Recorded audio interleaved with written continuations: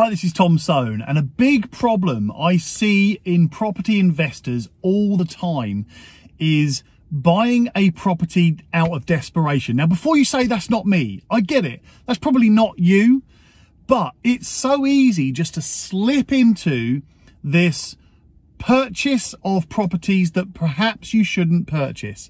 And I want to give you a bit of an idea about it. And the phrase that I'm trying to get to here, the point I'm trying to make, is don't hold a grudge against your next property purchase because of the one you've just bought or the one you just lost. And what I mean by that is to put it into a scenario here. If you are sitting on a pile of 50 grand, right? You've got 50 grand in your bank and you're desperate to invest it in property, and you find a really good property deal and you put your offer in, you get it accepted. In your mind, you're thinking, great, I'm going to do something with that 50 grand. I'm going to make it work for me. It's going to turn into 80 grand, or it's going to bag me a really good buy-to-let property. So you're now settled. You've had your offer accepted. You're going through to completion, and your mind is now, yes, right, my first property investment is in the bag. And then the sale falls through. I don't know, a terrible survey, your mortgage falls through, or the seller pulls out, or someone gazumps you, or something like that. The sale falls through. Now you think, shit, I had that money. That money was going to work for me. That 50 grand was turning into 80 grand, or that 50 grand was turning into a nice little £800 a month income. And now it's not. Now it's going to stay in the bank for a bit longer. So what I see quite often, again, it might not be you, but listen, hear me out anyway, because this might help you for the future. But I see quite often people then jump into the next property. Now, if you work with me, you're one of my clients, then we all know about the boxes that need to be ticked, right? That's one thing. So I hope if you're one of my clients, then you don't do this, but don't hold a grudge now. Don't jump into the next property, or don't make a mistake with the next property just because you are desperate from the last experience, or you've had a sale fall through and that means, shit, I need to do something with my money. I can't just leave it sitting in the bank. So you might be a bit more flexible on your criteria. You might be a bit more flexible on your requirements, your preferences, what you will go for, your risk even. So what I'm trying to get to here is stick to your strategy. No matter what's happened, you have to just learn from that property and get straight back onto your strategy. So for me, I want to give you an example. So for me, I bought a house and it ended up costing me a little bit more in the refurbishment than I'd planned. Not a great deal amount more, but the mortgage surveyor went round there and told me that there was a couple of bits of work that needed to be done before they would actually lend, or before he can submit it as appropriate for lending. So that was really annoying. Now, if I didn't know what I was doing, I would do that, and then the next time I would go overboard on the refurbishment. But that's just this one case. This one case came back that this mortgage surveyor came out and said there's a few bits that need doing before we can lend on it, and you know, that's going to cost me an extra couple of grand, or probably not even that, probably about 1,200 quid. I'm a bit disappointed, but the next time I buy a property, I will stick to the same strategy. I will stick to the same calculations. I will stick to the same criteria, the same preferences, and the same risk calculator. So this goes down as a learning experience. It's a £1,200 learning experience, so to speak, but it's not something, the work that was required is not something that you could have foreseen at the original viewing.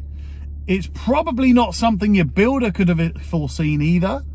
So what we have to do as property investors is take that, learn from it, and then check for that on the next property. But we do not spend more money just because we're worried about something. We let that happen, we learn from it, and then we move on and we stick to our strategy.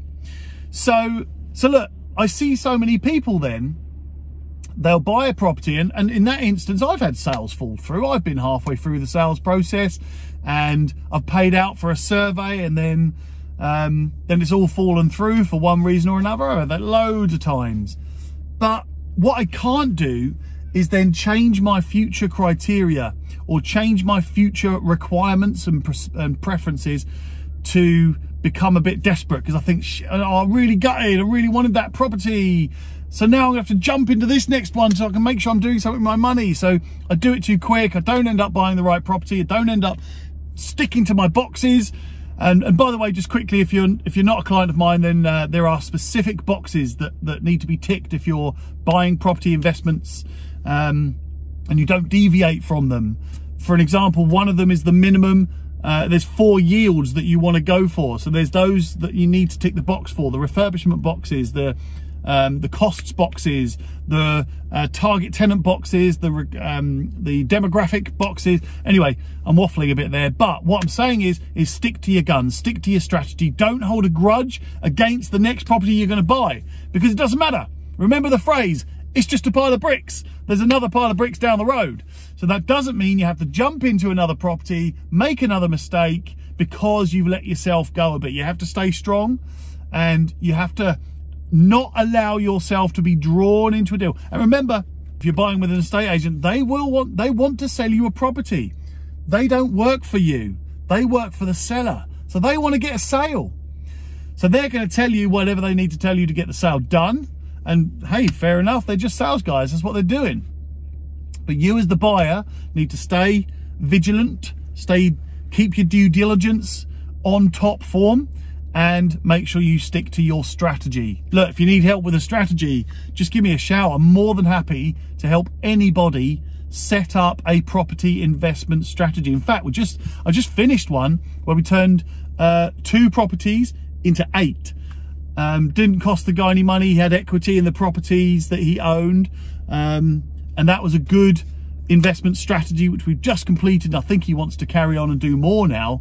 So I reckon I'm going to turn him into the anonymous landlord. Another one, get another one in the bag. Anyway, the moral to that whole story: keep it logical, keep it factual, keep to your strategy. If a sale falls through and it means your money's going to sit in the bank for an extra couple of months, that's fine, as long as you stick to your strategy. If all of a sudden you are targeting a 12% yield and you get desperate and you accept an 8% yield, then you're losing 4% every year. So it's not just a case of jumping into a property that might, I don't know, be slightly different to the property that you would normally purchase, but you're now losing money year on year on year on year. Or you buy a property which maybe needs a little bit more work than you would have looked at or you would have normally looked at. Stick to the strategy, stick to the calculation, stick to the true yield. And that true yield is relevant whether it's purchasing a property to sell or purchasing a property to let. That's a very posh way of saying a flip to sell or a flip to let. So look, I hope that helps. And I know that's sounds like a pretty basic piece of advice, but you'd be surprised how many times, me as well. Sometimes I look at a property, I'm going through the sale process, and I all of a sudden lose that sale.